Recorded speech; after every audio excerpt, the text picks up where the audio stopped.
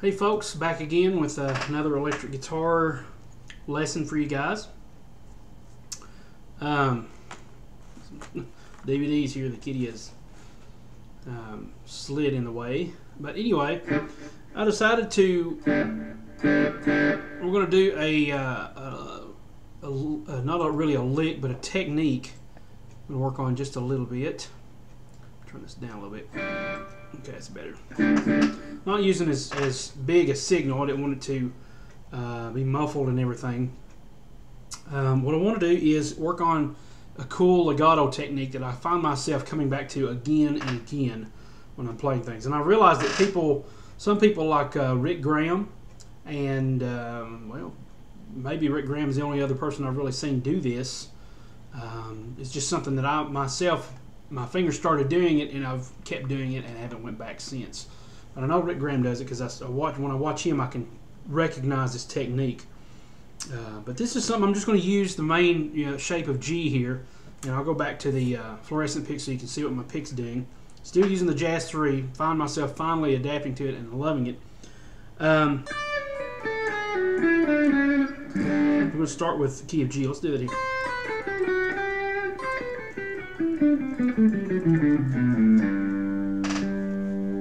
Okay, and you have to. I've got a oil or something with this chair. It's still squeaking really bad. But anyway, this is basically the shape. We're going to do 3 notes per string, starting with the 3rd fret. We're going to go 2 whole steps. We're going to 1st, middle, pinky. So that's 3rd, 5th, 7th on the E string. Same thing with A. And try to get to where you can alternate pick this. It's going to be really important in the long run. The cool thing about this shape, it's my favorite shape. It's probably my go-to shape when I'm wanting to do more than 5 notes scales, like more than pentatonic. If I want to do diatonic scale, this is the shape I always go back to again and again. And this is just simply, it's to me as easy to play, and as I go back to it just as much as I do the minor pentatonic shape of box 1. To me, this is just as easy as that, and it's probably my go-to shape when I go to the major scale. So it's easy to learn because every 2nd string set has a different shape, but they're really easy to memorize. For example, these first 2 are whole. The next 2 are half whole. We're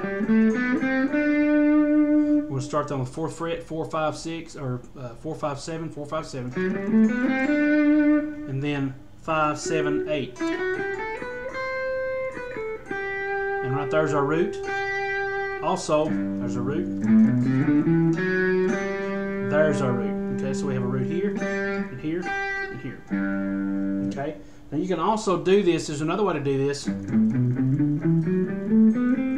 to come back up here and do the whole shape again. So there's another root. The thing with that is it repeats a note. When you get down here, it repeats that note.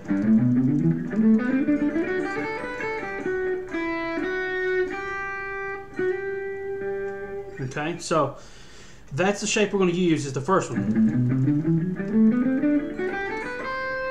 Okay, so here's the way this is going to sound, and then I'll explain and kind of break it down for you.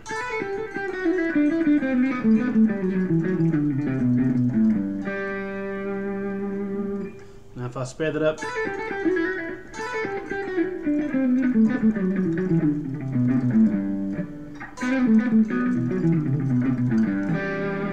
okay, so a lot of that is picking, a lot of that is hammering off trills. So what I'm doing here is basically, let's start with this 2nd shape. Okay, so here's the basic thing. We're going to do a trill on the 4th to 5th on the G. We're going to come down with that pinky. Now this is very important. A lot of people do not use their pinky. Use your pinky. It is a very, very important finger. You have it for a reason, so use it. Okay? So we're going to come down to that, and this is the other shape, so we're not going to do any notes outside the shape. We have that whole, or half, and then a whole. Okay? and I'm just leaving my finger down here for example. You obviously want to keep it up here. The cool thing also, before I get into that, about this scale shape, is those 3 shapes are basically the only shapes you need to know when it comes to playing scales. Play those over and over again. There are a couple in the major scale and the minor scale that are a little different than that, but the shapes are the same. Like for example, one of the shapes looks like this. So but we still have a half and whole, or whole and half, and then a whole, So it's the same shape. They're just not going to be back to back, like whole, then half, and whole, half. These 3 shapes will be the majority of major and minor scales, and the modes as well. Okay, so let's get back into this.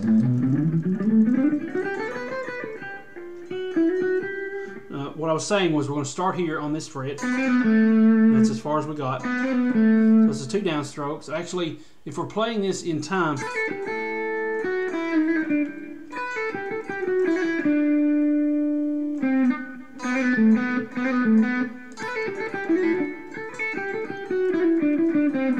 so yeah, it is a downstroke. So we're going to start with that. And then up. So pinky's going to come down here on the 7th fret, and then leave this first finger down because we're coming up on this. So 2 downs, then up. But I'm lifting my pinky as I hit this right here. I'm not leaving it down like a chord. I'm not doing that. And then, so here's basically the whole legato shape.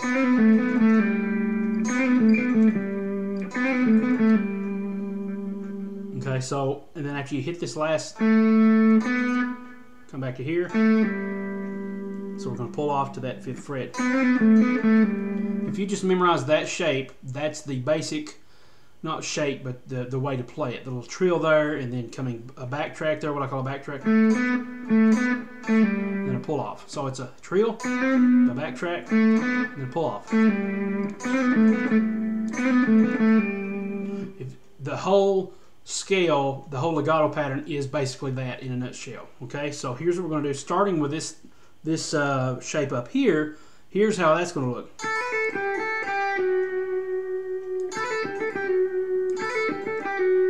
So trill, backtrack, and then a pull off. I don't know if I said hammer on up here. That's a pull off. Okay, and then the same thing here.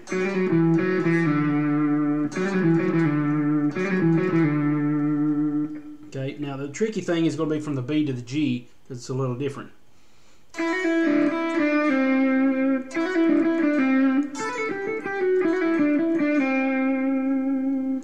Okay, so to get to there, let's see.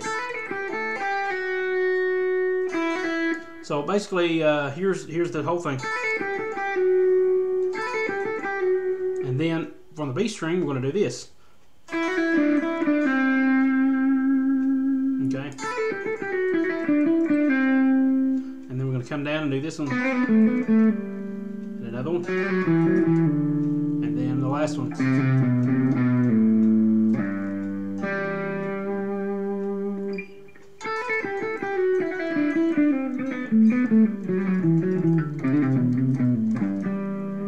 Now, when I hit this, that little trill, it's going to be different depending on how my picking hand does it. It's not going to be always a downstroke. Sometimes it's an upstroke. So like that, I pulled off.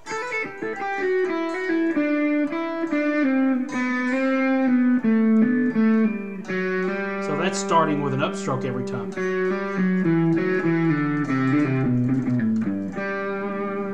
Cat's in the picture, so make sure you back away there, cat. Stay over there. So the shape we're doing, and it kind of is different. It's kind of difficult to see that unless you always keep this shape in your mind. So out of that, we've got. Then we're coming back down here.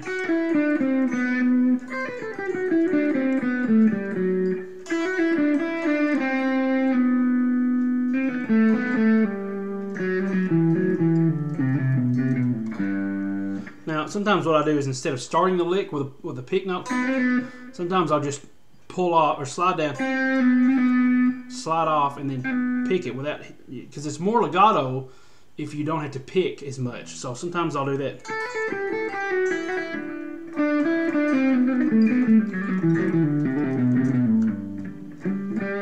And basically what happens from there is that the only time you're picking is on the backtrack. So once again, we have a trill and then a backtrack. So that's the only time you're going to be picking, and that's going to be a downstroke.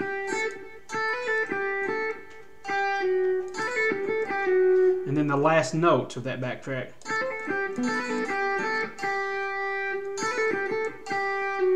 And from there, the rest of it's going to be pull-offs and hammer-ons and trills. Here's what that would look like with the picking we was talking about.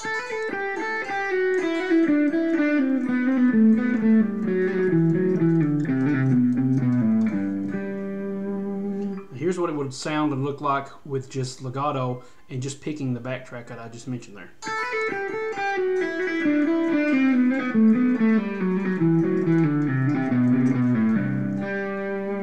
See, it sounds more smooth like that. It's more fluid.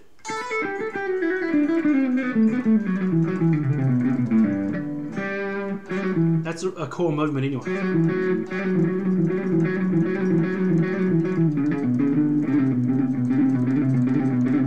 And it's really easy.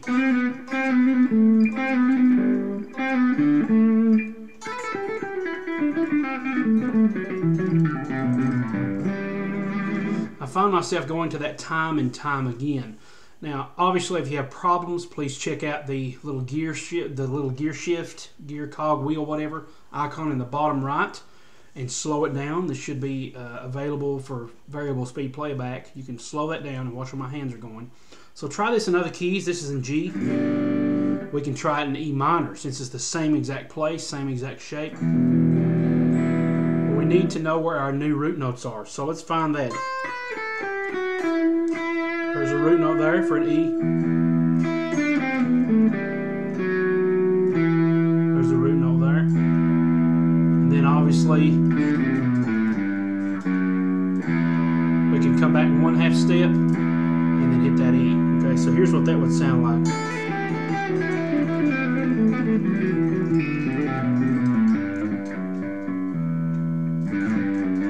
I like doing that at the end.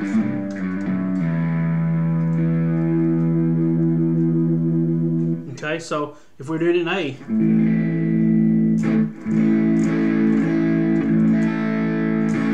we would come up and find that shape, starting with a root note. Okay, so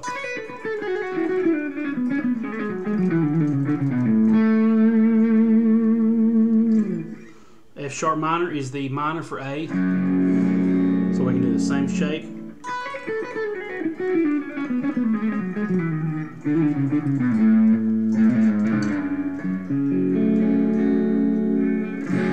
Okay, so obvious different ways to do this, and it is very good legato technique. I know there's another one that I've got to record that will also be a really good technique, but hopefully this video has helped you. This will really help get your fingers limber, please. And also practice this with other 3-note per string scale shapes, you know. Any other ones that you know, make sure you practice those. I won't go over those now so I don't confuse you, but this is the one I always come back to. I just really like how it feels, and it's really easy to get around the fretboard that way. And so thanks so much for watching. Please check out BluegrassGuitarEssentials.com and Texas Blues Guitar, secretsofTexasBluesGuitar.com. And to check out anything, you know, anything regarding electric guitar will be for the Texas Blues Guitar, playing lead, knowing how to, you know, what to do with the scale shapes. A lot of people struggle with that, and they don't know exactly. They learn the scales, but they don't know what can I do with them. So that's for Texas Blues Guitar there, secretsofTexasBluesGuitar.com. And if my main channel here on YouTube is mainly bluegrass stuff, so definitely check out Bluegrass Guitar Essentials if you want to learn exactly a lot of my experience went into this course. I'm very proud to present to you guys. It's almost completed. Depending on when you get this, it may already be completed. I don't know. But check it out. And thanks so much for watching. Leave me a comment below. Let me know what you think of this technique. If you've used it, or if you continue to use it, or if this is the first time, how much it's helped you. From me and the cat, guys, I'll see you next time. Thanks so much for watching, and God bless.